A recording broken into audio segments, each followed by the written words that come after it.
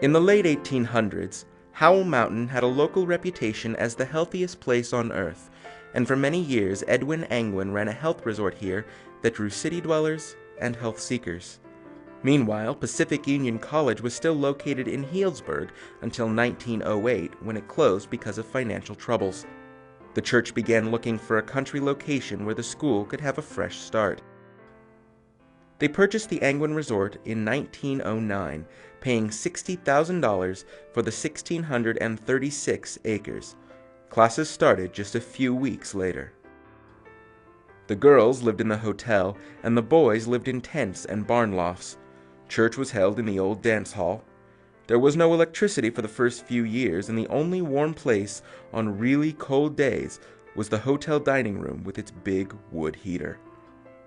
The first new building to go up was Groff Hall, which became the girls' dorm. Faculty and students, and 2 oxen named Tom and Hercules, did most of the clearing and building work using local lumber and a sawmill.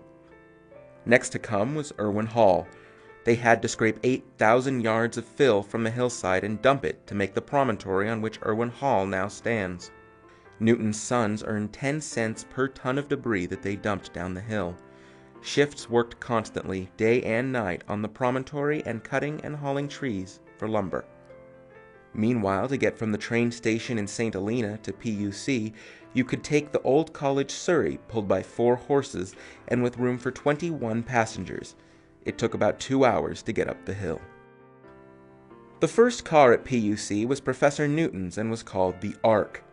It was towed into Angwin by a team of horses in 1910.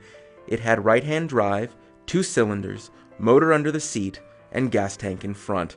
It couldn't leave the garage in the wintertime, but it was the terror of the neighborhood the rest of the year.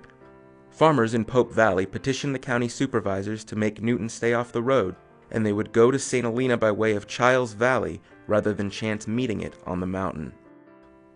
During its early years in Angwin, PUC ran industries that ranged from a dairy and a chicken farm to a bindery. There was even a short-lived lampshade industry. The college grew in enrollment and diversity, and the campus expanded with new architecture, academic programs, and social events.